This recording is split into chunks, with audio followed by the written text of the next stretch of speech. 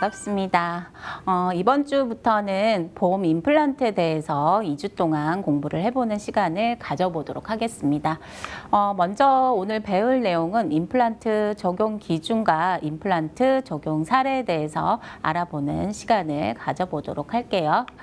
먼저 임플란트 산정 기준에 대해서 간단히 살펴보도록 하겠습니다. 일단 연령은 많이들 알고 계시죠? 이제 만 65세 이상의 부분 무치약 환자한테만 보험 적용이 되는데요. 완전 무치약 같은 경우에는 우리가 보험 틀리 대상자이기 때문에 임플란트 적용 대상자는 반드시 부분 무치약이어야 한다라는 기준 알고 계시죠?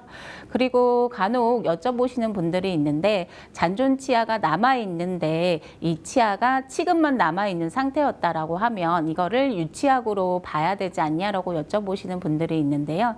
일단은 보험상 기준에서 보면 잇몸 위로 치아가 올라와 있으면 우리가 치아가 있는 걸로 간주를 하고요. 잇몸 밑으로 묻혀 있는 경우에는 무치약으로 간주해서 보험 틀리 대상자가 된다라는 거 기억하시면 되실 것 같고요. 그리고 1인당 이제 평생 2개만 보험 적용이 되는데요. 근데 예외적인 사항이 또 있습니다. 치과 의사의 의학적 판단으로 불가피하게 시술을 중단하는 경우에는 개수에서 제외한다라는 조건이 있기 때문에 예를 들어 임플란트를 식립하다가 불가피한 상황으로 더 이상 진행을 할 수가 없다라고 하면 중지 신청을 하고 다른 부위에 새롭게 우리가 임플란트를 식립을 하실 수도 있다라는 거죠. 근데 이 부분은 담당 이제 공단 지사에 계시는 분들 의견이 조금씩은 나뉘기 때문에 해당 지사에 문의 후 청구를 하시는 게 바람직하다라고 볼 수 있겠고요. 그다음 시술 재료는 우리가 분리형 식립 재료만 가능합니다. 그래서 고정체하고 지대주, 그래서 픽스처 어버트먼트가 분리되어 있는 것만 청구가 가능하다라는 거. 그래서 일체형으로 식립을 하는 경우에는 비보험으로 우리가 처리를 해서 비보험으로 받아주셔야 하겠고요. 그다음 마찬가지 우리가 임플란트를 식립을 할 때 골 이식이라든지 상악동 거상이 들어갔다라고 하면 이 부분도 마찬가지 비급여로 별도로 우리가 수납을 하실 수가 있습니다. 그리고 이제 보철 파트인데요. 보철은 다들 알고 계시죠? PFM 크라운만 우리가 시술을 가능하십니다. 근데 간혹 들어서 우리가 지르코니아로 이렇게 하시는 경우가 있거나 아니면 오버덴처를 위해서 볼 타입 형태로 만드는 경우가 있는데 이런 경우에는 다 부당 청구 유형으로 들어가기 때문에 우리가 부당 이득금의 징수 그리고 업무 정지 및 과징금을 맞으실 수가 있는데요. 과징금은 이제 부당 금액에 우리가 2배 최대 많게는 5배까지 맞으실 수가 있기 때문에 반드시 산정 기준에 맞게 적용을 하시는 것이 올바르다고 볼 수가 있겠죠. 그리고 산정 기준에서 우리가 틀니 같은 경우에는 부분 틀니는 6단계로 이루어져 있었고 완전 틀니 같은 경우는 5단계로 진행을 했었죠. 근데 임플란트는 이제 3단계로 진행을 합니다. 그래서 첫 번째 단계는 똑같이 진단 및 치료 계획 그리고 환자 이제 공단 등록하는 과정 그 부분이 1단계가 들어간다라고 보시면 되고요. 2단계는 우리가 고정태 식립 단계인데 고정태 식립할 때 청구를 하는 건 아니고 일단은 임플란트 같은 경우는 1, 2, 3단계가 이 단계가 끝나는 종료되는 시점에 우리가 청구를 할 수가 있기 때문에 고정체 식립하는 경우에는 스티치 아웃 하는 날 우리가 청구를 하실 수가 있습니다. 그리고 3단계 보철 수복하는 날에는 보철물도 마찬가지 임프레션 뜨는 날이 아니라 보철물을 만들어서 우리가 구강 내에 장착하는 날 3단계를 청구를 하실 수가 있고요. 틀니랑은 다르게 2단계, 3단계에 우리가 재료를 산정하는 부분이 있습니다. 그래서 픽스처 재료 산정하는 거, 어버트먼트 재료 산정하는 거, 그래서 그 재료 가격은 별도로 청구가 가능하다라는 거. 단 이 재료가 우리가 심평원에 먼저 재료 신고가 되어 있고 난 다음에 가능하실 수가 있겠죠. 그래서 단계별을 좀 간단하게 살펴보도록 하면 일단 우리가 1단계는 엑스레이, 구강 내 방사선, 파노라마, 치근단 촬영해보는 거 다 포함이 돼 있고요. 그 다음에 골질, 우리가 골량 평가하는 것도 여기에 들어가 있고 최종 스텐트를 제작해서 하는 경우도 있을 수가 있겠죠. 그래서 최종 스텐트 제작까지가 1단계에 포함이 돼 있습니다. 그래서 15개 정도가 포함된 묶음 수가제이기 때문에 이 단계가 끝나는 날 우리가 1단계를 수납을 하시 하실 수가 있다라고 보시면 되고요. 2단계 같은 경우에는 이제 1차 호피 끝나고 우리가 보철물 제작을 해서 바로 수복이 들어가는 경우도 있겠죠. 그러면 1차 호피 끝나고 스티치 아웃 하는 날 2단계가 청구가 들어가면 되고요. 만약에 우리가 조금 더 2차 호피까지 가야 된다라고 하면 2차 호피 끝나고 스티치 아웃 하는 날 이때 우리가 2단계가 청구가 들어가야 합니다. 근데 2단계 때 우리가 메스로 절개를 하지 않고 펀칭해서 들어가는 경우도 있어요. 그러면 우리가 슈처가 들어가지 않기 때문에 스티치 아웃을 하지 않는 경우들이 있는데 펀칭하고 바로 우리가 인프레션을 떠서 연결이 들어간다라고 하면 인프레션 뜨는 날 2단계가 청구가 들어가면 되실 것 같고요. 마지막 보철 수복은 환자한테 장착하고 교육까지 들어가는 우리가 32개의 항목이 다 묶음으로 만들어져 있기 때문에 이게 끝나는 날 장착하는 날 3단계가 청구가 들어가 줘야 한다라는 거 기억하시면 좋을 것 같습니다. 자, 그리고 임플란트 중에 비급여 재료라고 있는 게 있는데요. 일단 비급여 재료라고 해서 이 비급여 재료를 써서 행위가 다 비급여로 받을 수 있다라고 하는 거는 아니고요. 행위는 단계별 행위는 보험으로 적용을 하되 재료대만 비보험으로 산정을 하실 수가 있습니다. 뭐 대표적으로 비보험으로 들어가는 재료는 우리가 수입산이 들어갈 수가 있겠죠. 스트라우만이라든지 이런 것들이 수입산 재료이기 때문에 재료만 행위는 보험으로 하고 재료는 비보험으로 받을 수가 있습니다. 그래서 보험으로 등재되지 않은 재료는 우리가 비보험으로 받으실 수가 있는데요. 반드시 식약처에서 허가를 받은 재료만 우리가 비보험으로 수납을 하실 수 있다는 거 기억하시면 되고요.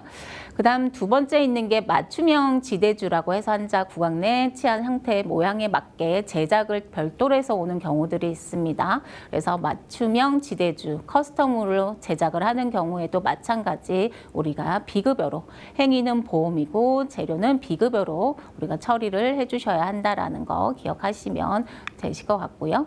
그래서 청구를 할 때는 이제 임플란트 탭에 들어가서 이제 1단계, 2단계, 3단계 이런 식으로 각각 단계별로 청구가 들어가야 합니다.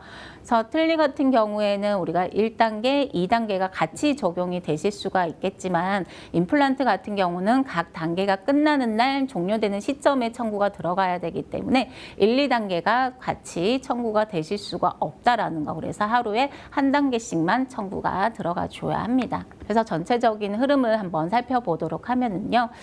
첫 번째 이제 보험 임플란트를 하겠다라고 하면 반드시 제일 먼저 하실 일이 보험 재료, 그래서 우리가 피스처 재료, 어버트먼트 재료가 심평원에 재료 신고가 들어가 있어야만 청구가 가능하기 때문에 재료 신고를 먼저 해주셔야 되겠고요. 그 다음에 환자가 임플란트 등록 가능한지 확인한 후에 이제 공단에 등록이 들어가야 되겠죠. 그래서 공단에 등록이 되고 이제 등록번호가 나왔다라고 하면 이제 임플란트 시술 1단계, 2단계, 3단계에 맞게 그리고 2단계, 3단계 때는 우리가 재료대가 별도로 청구가 들어가실 수 있다라는 거. 그래서 순서에 맞게 청구 작업이 들어가시면 되실 것 같고요. 입력하는 방식은 우리가 EDI 재료 구입 신고에서 보시면 재료대 구입 신고가 있습니다. 그래서 여기에서 재료 추가를 통해서 우리가 재료 신고가 들어가시면 되고요. 그리고 두 번째를 사용하는 경우에는 EDI 재료 구입 신고에서 마찬가지 재료 추가를 통해서 재료 신고 작업을 해주시면 되고요. 이제 재료 신고가 끝났다라고 하면 두 번째로 이제 환자가 등록이 돼야 되겠죠. 그래서 이 부분은 아마 틀리 할 때도 같이 한번 해봤습니다. 그래서 등록 화면에서 우리가 임플란트 등록 조회를 클릭을 하셔서 등록을 다 한 다음에 끝나는 게 아니라 그랬죠. 다시 한번 자격 조회를 하셔야 된다라고 얘기를 했죠. 그래서 환자분 자격 조회를 해서 이렇게 틀리 임플란트 우리가 등록번호가 나와 있는 거를 확인을 하시고요. 정보 변경을 통해서 우리가 임플란트 모양이 생겨 있는지 확인을 해줘야 한다라고 얘기를 했습니다. 그리고 두 번의 화면에서도 마찬가지 저렇게 임플란트 모양을 통해서 등록번호가 부여를 받은 거를 확인이 들어가야 합니다. 그리고 의료급여 환자는 좀 다르게 청구가 들어간다라고 얘기를 했죠. 그래서 건강보험 환자 같은 경우에는 우리가 사용하는 프로그램에서 바로 공단으로 다이렉트로 연결이 돼서 화면에서 등록이 가능했지만 의료급여 환자 같은 경우는 별도로 우리가 국민건강보험공단 사이트로 들어가서 요양기관 정보마당에서 의료급여로 들어가서 우리가 임플란트 등록 조회를 클릭해서 등록을 하셔야 합니다.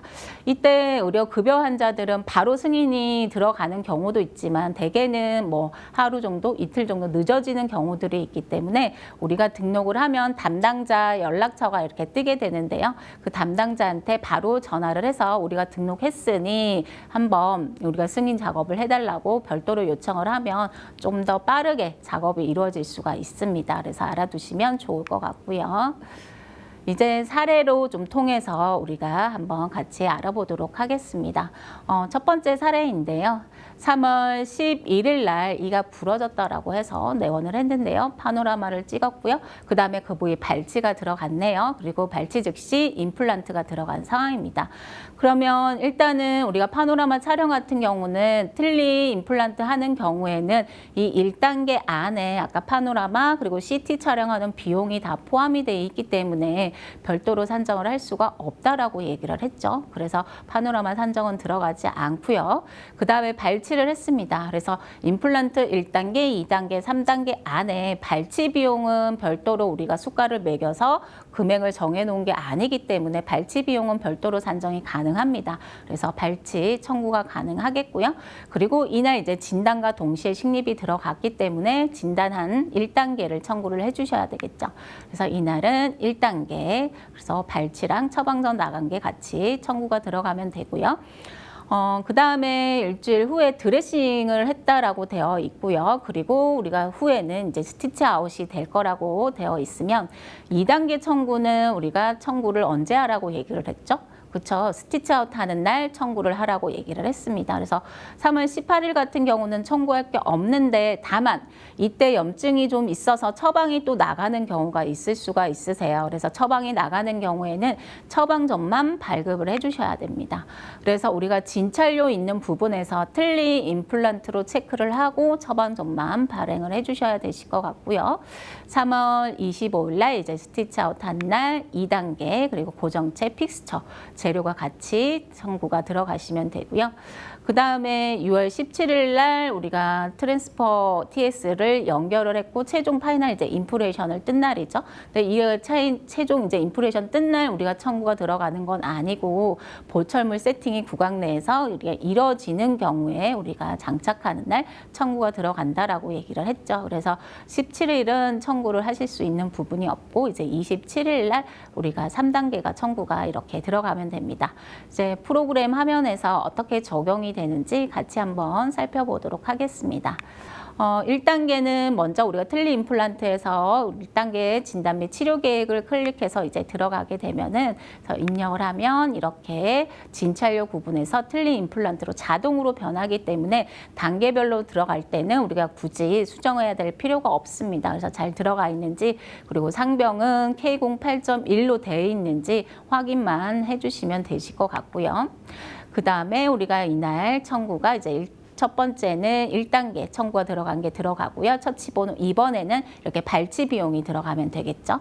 이때 이제 임플란트 틀니 같은 경우에는 상병명이 K08.1만 적용이 가능하기 때문에 사고 우리가 추출 또는 국한성 치주 질환 뭐 이런 상병으로 들어가 있는지 확인을 해주시면 되고요. 두 번째 발치는 발치 상병으로 들어가 줘야 합니다. 그래서 발치 상병이 뭐 치주 질환으로 인해서 발치가 들어갔다라고 하면 치주 질환 발치 상병으로 적용을 해주시고 각각 상병은 맞춰서 청구 작업이 들어가시면 되실 것 같고요. 그 다음 두 번째 이제 3월 18일 날 어떻게 청구가 들어가는지 우리가 이때는 진찰료에서 틀니 임플란트를 체크를 해주라고 얘기를 했죠. 그래서 이때는 우리가 진찰료 구분에서 클릭을 하면 이렇게 틀니 임플란트를 체크를 하실 수가 있습니다. 그래서 틀니 임플란트 체크를 하고요. 처방전만 클릭해서 발행을 해주셔야 되겠죠. 그럼 당연히 본인 부담금은 없습니다. 그래서 처방전만 환자한테 발행을 해주시면 되시고요. 그 다음에 우리가 3월 25일 날은 이제 2단계하고 픽스처 재료 들어간 거 화면에서 보시면 이렇게 2단계의 픽스처 재료 들어간 거 확인을 해주셔야 되는데 여기에서 보시면 고정체 식립하고 TS3라고 해서 버튼명이 이렇게 만들어져 있는 게 있어요. 우리가 재료 신고 아까 보셨죠? 재료 신고하는 화면에서 내가 어떤 임플란트 픽스처 재료, 어버트먼트 재료를 신고를 하겠다라고 하고 신고를 하고 송신 작업을 보내게 되면 버튼이 만들어져 있지 않은 것 같은 경우에는 버튼을 만들겠습니다라고 물어봅니다. 그래서 확인을 거쳐서 만들면 이렇게 우리가 고정체 식립 혹은 보철 수복에 그 재료명으로 되어 있습니다. 그래서 그 재료명 안에 TS3 안에 보면 저렇게 2단계 행위와 재료대가 같이 산정이 되어 있는 경우가 있는데 뭐 가령 예를 들어서 우리가 고정체 식립하고 그다음에 2단계 이렇게 1단계는 진단 및 치료 계획, 2단계는 고정체 식립, 3단계 보철 수복 되어 있는 안에 있는 거를 클릭을 하게 되면 간혹 재료대가 입력이 안 돼 있는 경우들이 생길 수가 있습니다. 그래서 반드시 클릭을 할 때는 2단계 재료, 3단계 재료가 들어가 있는지를 이제 확인을 해 주셔야 하겠죠. 그래서 확인을 하고 들어가 있다라고 하면 이제 청구 작업을 마무리를 해 주시면 되실 것 같고요. 그 다음에 이제 6월 17일은 우리가 인프레션 뜬 날은 이제 청구할 게 없다라고 얘기를 했고요. 그 다음에 27일 날 보철물 세팅하는 날 이렇게 3단계 우리가 재료가 들어가 있는지 확인을 해주시면 되겠습니다.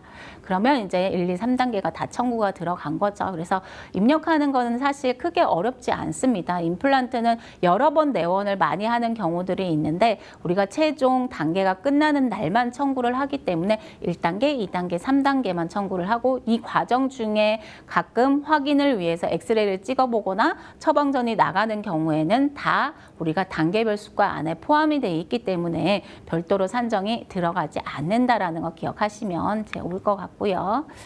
그 다음 사례 두 번째 사례 한번 같이 살펴보도록 하겠습니다. 6월 1일 날 치아가 흔들려요 라고 해서 내원을 했고요. 파노라마 촬영을 했고 발치가 같이 들어갔고요. 그 다음에 임플란트 예정이다 라고 해서 처방이 이제 들어가는 경우가 있고요. 그 다음에 6월 11일 날 이제 식립을 들어간 경우예요. 보통 이런 경우는 이제 1일 날 진단이 된 거기 때문에 진단을 먼저 하고 11일 날 우리가 임플란트 이제 식립한 거 청구가 들어가야 되는데 2단계는 스티치 아웃 하는 날 청구가 들어가야 되기 때문에 11일 날은 청구를 못하는 상황이 발생을 하겠죠. 그래서 첫날 우리가 임플란트 예정으로 이제 하기는 했으나 저 같은 경우는 보통 이제 이렇게 예정이라고 되어 있는 날에 청구하기보다는 11일 날 우리가 고정체 식립하는 날 1단계를 좀 청구를 많이 하는 편이에요. 왜냐하면 이제 환자가 임플란트를 하겠다라고 얘기를 하고 발치를 하고 갔으나 이 환자가 그 사이에 마음이 변경이 돼서 다른 병원에서 하겠어요 라고 얘기를 하는 경우들도 종종 많이 생기죠. 그렇게 되는 경우에는 우리가 환자한테 다시 취소 신청이 들어가야 되기 때문에 공단에 취소 신청 작성을 해서 보내야 됩니다.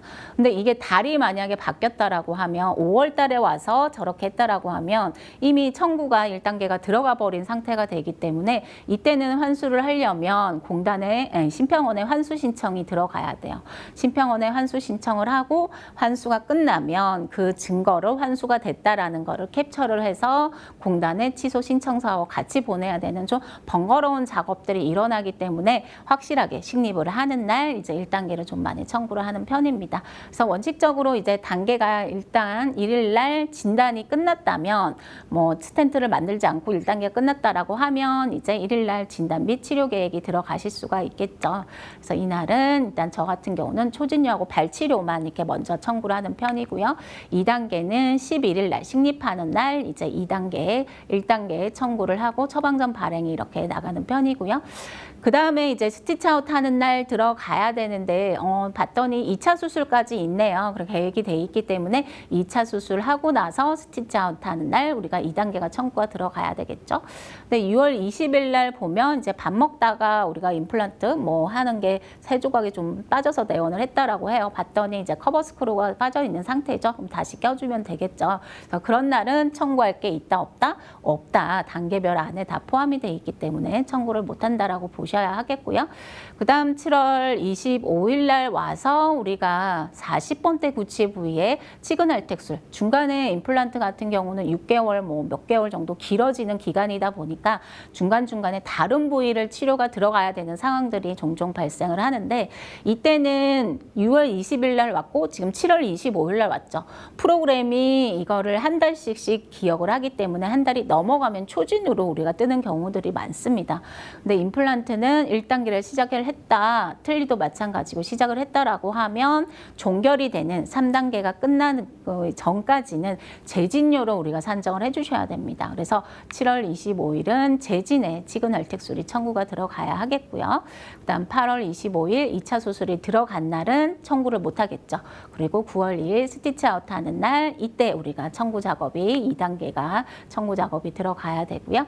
그다음에 10월 2일도 우리가 파이널 임프레션 뜬 거 이제 청구는 못 하고 장착하는 날 청구 작업이 들어가야 합니다. 그래서 보철물 장착할 때도 우리가 보통 임플란트 한치하는 파이널로 비트리머를 사용해서 파이널로 붙이기도 하지만 프리미어 접착제를 써서 임시로 붙이기도 하죠. 아니면 뭐 임플란트용 세면을 사용을 하거나 그렇게 많이 하기 때문에 일단 접착을 뭐 스템셋이든 우리가 파이널 셋이든 접착하는 게 중요하기 때문에 보철물을 접착하는 거를 3단계로 인정을 해줍니다. 그래서 이때는 3단계 보철 수복 해서 어버트먼트까지 같이 청구가 들어가실 수가 있다라고 보시면 되고요.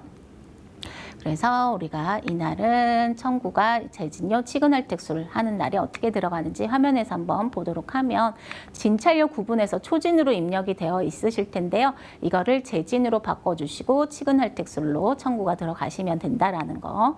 그리고 이제 나머지 우리가 2단계 고정체 식립하는 경우에는 2단계 고정 식립 이렇게 재료대 들어가 있는지 확인을 해주시면 되고요.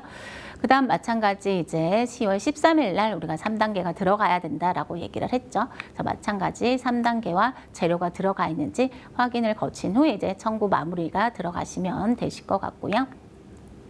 그 다음 사례, 이제 세 번째 사례 한번 같이 살펴보도록 하겠습니다. 2월 15일 날 치아가 흔들린다라고 해서 내원을 했고요. 파노라마 찍었고 47번 우리가 임플란트 바로 즉시 임플란트를 했네요. 흔들린다고 했는데 발치는 이날 하지 않고 다른 부위였나 봐요. 그래서 47번에만 우리가 임플란트 식립이 들어간 경우고요. 다만 이때 우리가 연일 에스케일링을 또 같이 한 상황이네요. 그래서 다른 치료를 우리가 임플란트 단계별이랑 같이 청구가 들어갈 때는 진찰료만 틀린 임플란트에 체크가 되고 청구 작업은 다 100% 청구가 가능하다라고 보시면 되고요. 그래서 이때는 1단계 진단 및 치료 계획 청구 들어가면 되고요. 연일에 이제 치석 제거 같이 청구 들어갈 수 있고요. 그 다음에 2단계는 스티치 아웃 하는 날 고정체 식립 픽스처 청구가 들어가시면 되고요. 봤더니 5월 10일 날 커스텀으로 어버트먼트를 제작한다. 그래서 임프레션을 떴고 그 다음에 5월 19일 날 최종 이제 커스텀 만들어 갖고 온 걸로 이제 최종 임상 체득을 했다라고 되어 있으세요. 그래서 아까 얘기를 할 때 커스텀으로 제작을 하는 경우는 행위는 보험으로 받지만 재료는 비급여로 받아주시라고 얘기를 했죠. 그래서 보철 수복 행위만 청구가 들어가고요. 재료는 환자한테 비급으로 받으시면 되고요. 그 다음에 다른 부위죠. 15번에 치근단 촬영했네요. 그래서 15번 치근단 촬영한 거는 우리가 청구가 들어가실 수가 있겠죠. 그래서 임플란트 하는 과정 중에 우리가 같은 달에 임플란트 하는 과정 혹은 임플란트 1단계에서 우리가 3단계까지 끝나기 전까지는 파노라마는 인정이 되지 않습니다. 그런데 다른 부위에 우리가 치근단의 염증을 확인하기 위해서 이렇게 표준 촬영을 했다라고 하면 치근단 촬영 비용은 별도로 산정이 가능합니다. 한번 프로그램에서 적용하는 것 같이 한번 알아보도록 하겠습니다. 그래서 첫 번째 날은 진단 및 치료 계획과 연일의 치석 제거가 이렇게 같이 청구가 들어가실 수가 있고요.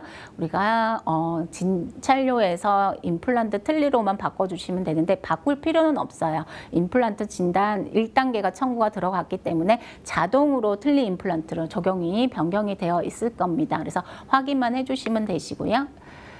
그 다음에 우리가 2단계 고전적 신입은 SO 단계 들어가시면 되고요. 그 다음에 3단계 보철 수복하는 거 한번 같이 프로그램 화면에서 어떻게 적용이 되는지 한번 같이 살펴보도록 할게요.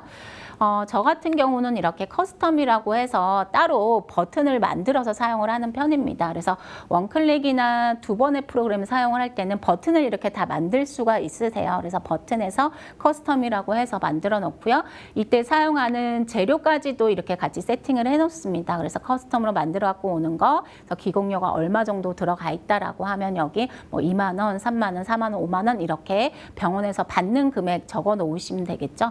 그리고 3단계 행위료만 청구가 이렇게 들어가시면 되고요.